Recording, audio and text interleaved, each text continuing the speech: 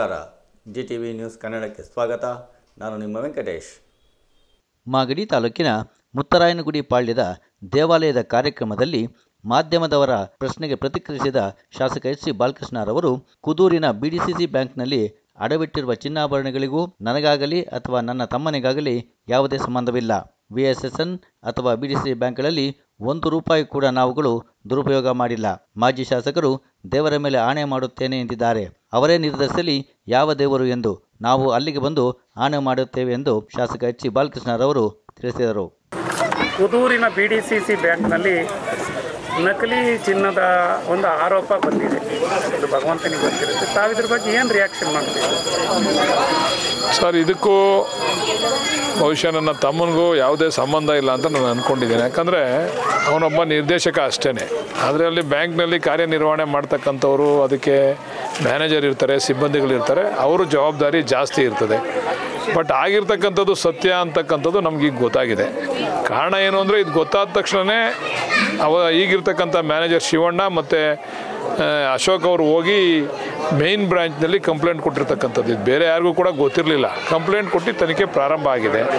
ಆದರೆ ನನಗೊಂದು ಆತ್ಮವಿಶ್ವಾಸ ಏನಂತಂದರೆ, ನಾವಾಗಲಿ ನನ್ನ ತಮ್ಮ ಆಗಲಿ ಈ ರೀತಿ ಸರ್ಕಾರಿ ದುಡ್ಡನ್ನ ದುರುಪಯೋಗ ಪಡಿಸ್ಕೊಂಡು ಜೀವನ ಮಾಡ್ತಕ್ಕಂಥ ವಾತಾವರಣ ನಮ್ಮ ಅಪ್ಪನ ಕಾಲದಿಂದನೂ ಬಂದಿಲ್ಲ, ಈಗಲೂ ಬರಲ್ಲ. ಅಂಥ ಸನ್ನಿವೇಶ ಬಂದರೆ ನಾವು ರಾಜಕಾರಣ ಬಿಟ್ಬಿಡ್ತೀವಿ ವಿನಃ ಆ ಥರ ಸಾರ್ವಜನಿಕರ ದುಡ್ಡಿಗೆ ಮೋಸ ಮಾಡಿ ಜೀವನ ಮಾಡ್ತಕ್ಕಂಥ ರಾಜಕಾರಣ ಮಾಡೋದಿಲ್ಲ. ಆ ಆತ್ಮವಿಶ್ವಾಸ ಐತೆ. ಆದರೆ ಕೆಲವರು ಆರೋಪ ಮಾಡಿದ್ದಾರೆ. ಒಬ್ಬ ವಿರೋಧ ಪಕ್ಷದಲ್ಲಿದ್ದಂಥವ್ರು ಆರೋಪ ಮಾಡ್ತಕ್ಕಂಥದ್ದು ಸತ್ಯ. ಅದಕ್ಕೆ ನಾನು ತಿರಸ್ಕಾರ ಮಾಡಲ್ಲ ಆ ಆರೋಪನ.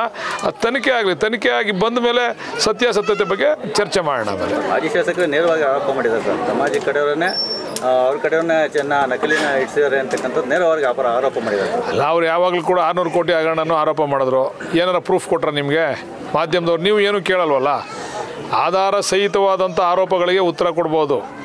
ಆಧಾರ ರಹಿತವಾದಂಥ ಆರೋಪಗಳಿಗೆ ನಾವು ಉತ್ತರ ಕೊಡಲಿಕ್ಕೆ ಸಾಧ್ಯ ಇಲ್ಲ. ತನಿಖೆ ಆಗಲಿ. ತನಿಖೆ ಈಗ ನೋಡಿರಿ, ಈಗ ಅವ್ರದ್ದು ಕೇಂದ್ರ ಸರ್ಕಾರ ಇದೆ, ಅವರು MP ಇದ್ದಾರೆ. CBIಯಿಂದ ತನಿಖೆ ಮಾಡಿಸ್ಲಿ. ಸುಮಾರು ಒಂದು 3 ಕೋಟಿ 4 ಕೋಟಿ ಮೇಲ್ಪಟ್ಟಂಥ ಹಣ ದುರುಪಯೋಗ ಎಲ್ಲಾಗಿದ್ರೂ ಕೂಡ CBI ಇಂಟರ್ಫಿಯರ್ ಆಗ್ಬೋದು. CBIಯಿಂದ ತನಿಖೆ ಆಗಲಿ. CBIಯಿಂದ ತನಿಖೆ ಆದಮೇಲೆ ಸತ್ಯತೆ ಬರ್ತದೆ. ಅದನ್ನು ತನಿಖೆ ಮಾಡಿಸ್ಲಿ ಅಂತೇಳಿ ನಾನು ಕೂಡ ಅವ್ರಲ್ಲಿ ಮನವಿ ಮಾಡ್ತೀನಿ. ಆಮೇಲೆ ಅವ್ರು ಏನೋ ಒಂದು ಮಾತು ಹೇಳವ್ರೆ, ಅವ್ರು ಬಂದು ಪ್ರಮಾಣ ಮಾಡಲಿ ಅಂತೇಳಿ. ನಾವು ಪ್ರಮಾಣ ಮಾಡಲಿಕ್ಕೆ ಸಿದ್ಧ ಇದ್ದೀವಿ. ನಾನಾಗಲಿ ನನ್ನ ತಮ್ಮ ಆಗಲಿ ಇಬ್ಬರು ಬರ್ತೀವಿ. ಒಂದೇ ₹1 ಏನಾದರೂ VSNನಿಂದ ಆಗಲಿ ಬೇರೆ ಬೇರೆ ಬ್ಯಾಂಕ್ಗಳು ದುರುಪಯೋಗ ಪಡಿಸಿದ್ರೆ ಅದು ಭಗವಂತ ನೋಡ್ಕೊಳ್ಳಿ. ಆ ಒಂದು ಪ್ರಮಾಣ ಮಾಡಲಿಕ್ಕೆ ನಾನು ಸಿದ್ಧ ಇದ್ದೀನಿ. ಅವರೇ ಯಾವಾಗ ಕರೀತಾರೆ, ಎಲ್ಲಿ ಕರೀತಾರೆ, ಅವರೇ ಕರೀಲಿ. ಅವರೇ ಕರೆದಿರೋದು. ಈ ಮಾತು ಅವರೇ ಹೇಳಿರೋದು. ಅವರ ಮಾಧ್ಯಮಗೋಷ್ಠಿನಲ್ಲಿ ಹೇಳಿರ್ತಕ್ಕಂಥದ್ದು.